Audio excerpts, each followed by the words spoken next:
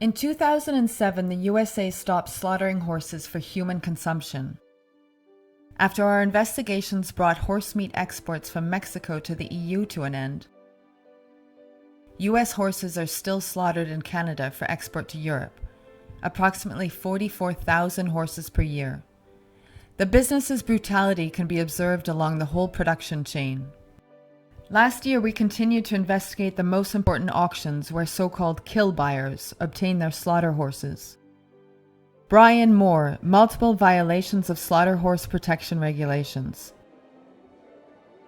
Bruce Rotz, multiple violations of slaughter horse protection regulations. Horses died during his transports. He sold animals entrusted to him to Canadian slaughterhouses. Fred Bauer, multiple violations of the commercial transport of equines to slaughter regulations. Scott Kurtenbach, charged for leaving horses without access to food or water inside a trailer for more than 2 days. Leroy Baker has the longest list of offenses known. He was found in violation of applicable regulations 16 times. The dark figure is probably 1,000 times higher. There is no effective oversight by governmental agencies. Important suppliers of slaughter horses are religious groups such as the Amish and the Mennonites. They bring their worn-out buggy and work horses to the auctions. As long as there is still money to be made, each and every horse will be bought, even seriously ill ones, like this animal with a highly infectious strangles disease. Or extremely nervous and scared sport horses, whose heads are in restraint at the auction for hours. It is sheer animal cruelty. Noticeable weak or injured horses are being shot during the auction, but only if they attract too much attention. They are discarded like trash in the auction's dumpster. The horses are extremely exhausted from the long-distance transport journeys. Injured and sick animals receive no help. Confined in cattle stalls much too low for them, and packed like sardines in tiny pens. They stand on bare concrete without bedding, feed, or water. For the rest of the day and for the whole night. Early the next morning, the auction begins. Exhausted horses are standing in the aisles, like this gray horse with a severely injured eye. Or this draft horse with painfully deformed hooves. Later that day, we discover him in the auction ring, even though he's hardly able to walk. A black horse with an injured ankle joint. Injured animals are neither segregated nor treated. Again, the horses are stirred up, chased through the aisles, yelled at, and treated roughly. Of special concern at the Kalona auction in Iowa is the inhumane hydraulic gate at the entrance to the auction ring.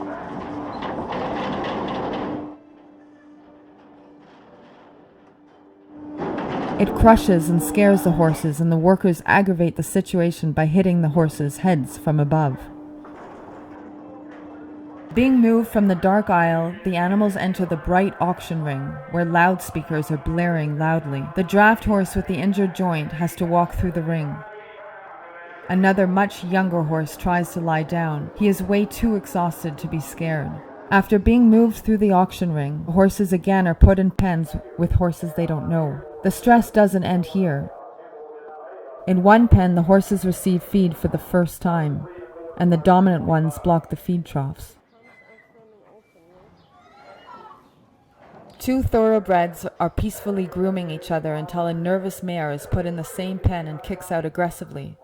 Kill buyer Bruce Rotz had bought her, commenting cynically, "We'll see if she'll still be kicking out there where she's going." The horses are agitated, soaked with sweat from the constant stress. Within only 2 hours, 415 horses have been sold.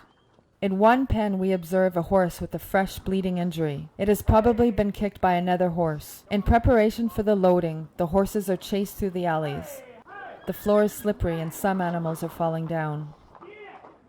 On one of kill buyer Bruce Rotz's trailers, we observe thoroughbreds, ready to be shipped to a Canadian slaughterhouse, as indicated by the attached green tags of the U.S. Department of Agriculture. Previously being race horses, it is likely that they have been given drugs which are illegal to be given to animals destined for human consumption. Another kill buyer loads horses for Canada. He's in a hurry and doesn't want to be filmed. The loading is frantic and rough. The horses are being beaten. Several are falling down. Within 15 minutes, all horses are loaded. We follow one truck with slaughter horses to Canada. It is very hot. The driver continues to park over and over again in the blazing sun. His destination is Alberta, where the feedlots of the Bouvry slaughter plant are located. Bouvry's horse meat is sold to the EU and to butchers and restaurants in Switzerland.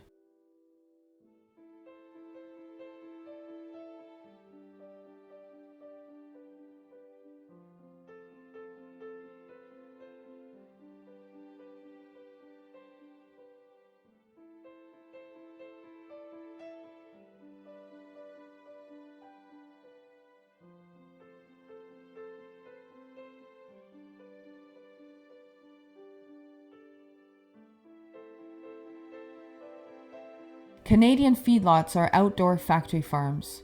Bouvry alone fattens thousands of horses, fattens them until they are sick. This kind of feed, intended to rapidly increase weight, causes diseases. On these farms, feed trucks ensure that the troughs are never empty. The horses are not living on endless prairies, but in a very confined space, without any weather protection. They are exposed to cold, rain, sun, wind, snow, and ice. One of the biggest Swiss importers tells us in a meeting, the European customer won't pay for hoof or medical care. However, even worn-out horses' meat offers protein. Should it be wasted? Accordingly, injured, sick, or pregnant horses are left to their own devices. In this pen, we observe a lot of injured horses. Many leg injuries, probably caused by kicks of other horses during transport.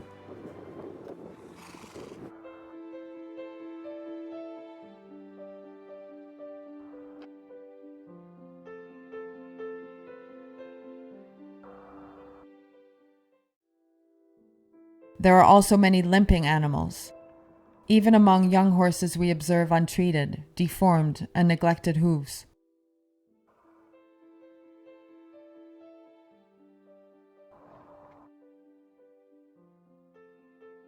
Numeric brand marks, burned deeply into the horse's flesh, bear witness of the ruthless behavior towards the horses.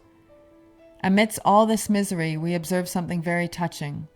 A black mare protects an injured chestnut mare from the pushing and shoving of the other horses.